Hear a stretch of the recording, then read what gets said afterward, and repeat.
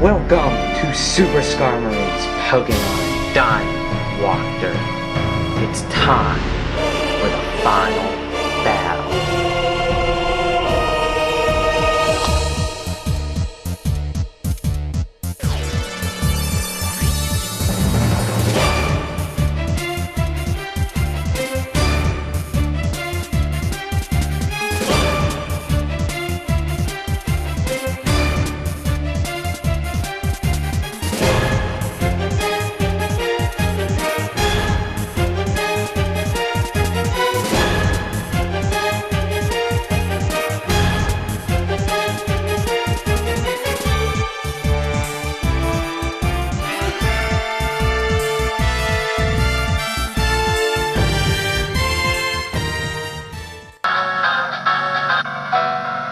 You're the champion?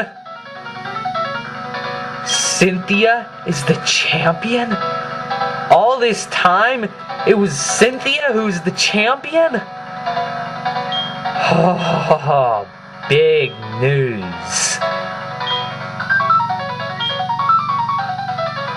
It's time for the final battle.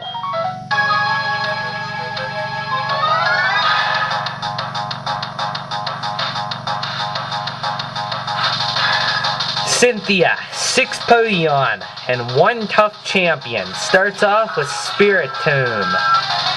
It's a Ghost Dark type on level 61 with Dark Pulse, Psychic, Silver Wind, and Embargo. Embargo can be quite a pain because it prohibits you from using items which you may very well need in this battle.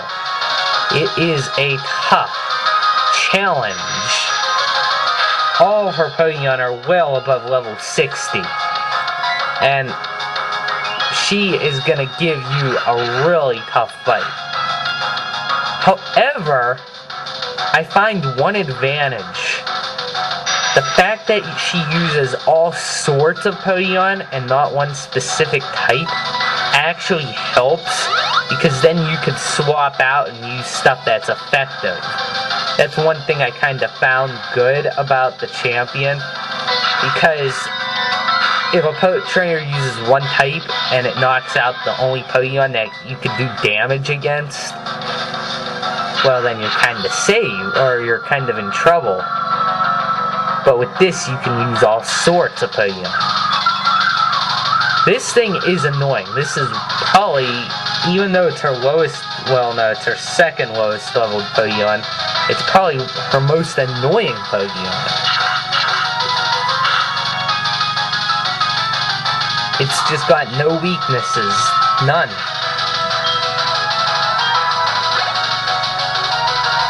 Next up, ooh, Garchomp. I am doing something really risky and I'm leaving Kibble out there. Garchomp is her best Pokemon, and it's a wonder why, because I'm using one. I can just tell its power. It's a level 66 Dragon Ground with the moves Dragon Rush, Earthquake, Brick Break, and Giga Impact. The good news is Dragon Rush and Giga Impact don't have that great of accuracy. Now, I could use Aqua Armor, but this thing is too fast, and it would for surely probably knock out Aqua Armor before I could hit it with an Ice Beam. I am really just leaving Kibble out here just to see how well it can do.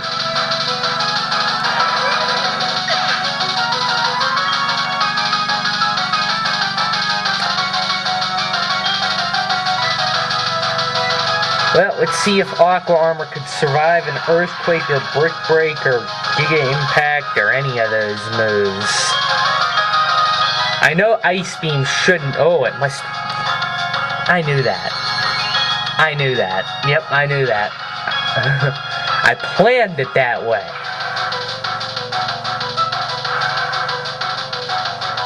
That thing is powerful. That is like the reason I use the Garchomp.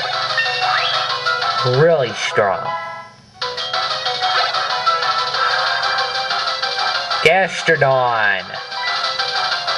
one of her weaker Pokemon. If you have a grass type, which you probably do since you prepared for Bertha, Water Ground level 60 moves Muddy Water, Earthquake, Sludge Bomb, and Stone Edge. Really has a variety of attacks, but a good Petal Dance can put it in its place. Any good grass type move can easily finish it off.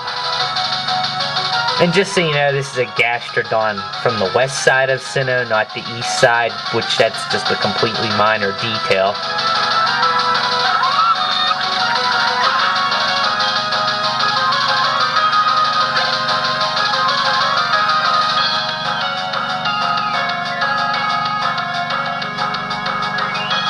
Lucario. Let's see here. I guess I'm going with Rapidash.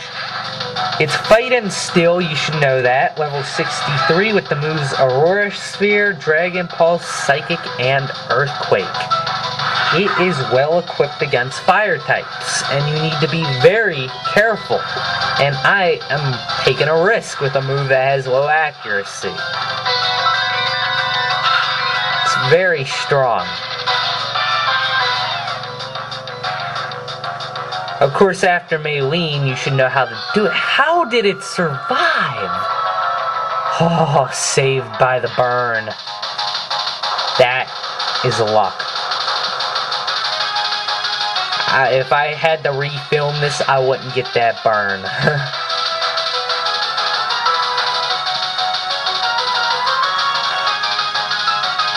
Well, that was a stroke of luck.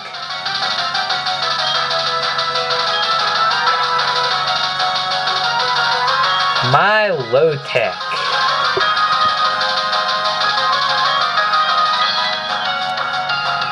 Milotic is probably, arguably, also her best Pokemon. I still think it's Garchomp in the ways of power, but in the ways of overall ability, Milotic can very well be the strongest. It's a level 63 water type with the moves Surf, Ice Beam, Aqua Ring, and Mirror Coat.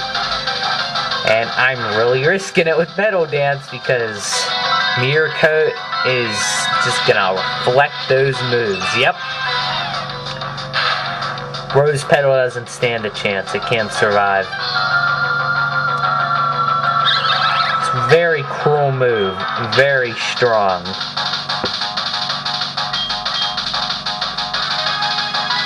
Well, since Shadow Bolt really doesn't have much to do in this battle, what the heck, we'll send it out. Try to get close combat off and knock it out. You never know. Could get lucky. That worked out pretty good.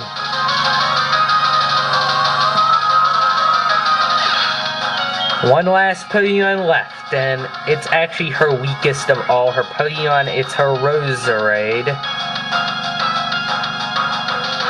It's Grass Poison with the moves Energy Ball, Sludge Bomb, Shadow Ball, and Extrasensory. Very impressive set of moves.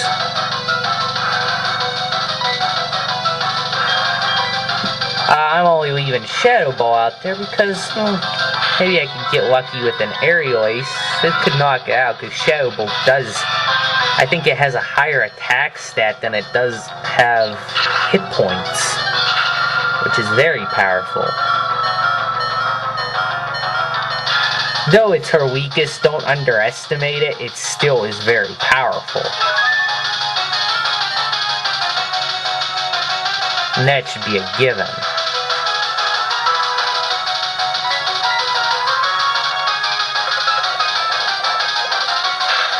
Well, Shadow Bolt was really just out there to do some damage, not really to take anything down. But Fireball should put an end to this long, tough journey. Quick Flamethrower should seal the deal.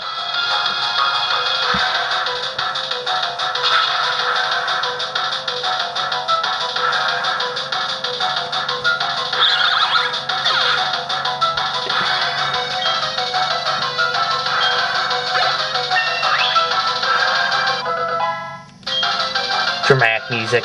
Da-da-da-ding! Dramatic music. Never understood that. Flare Blitz. Doo-doo-doo. It beats Fire Blast just because it's more accurate. Although I've never missed with Fire Blast on my filming, which has to be amazing.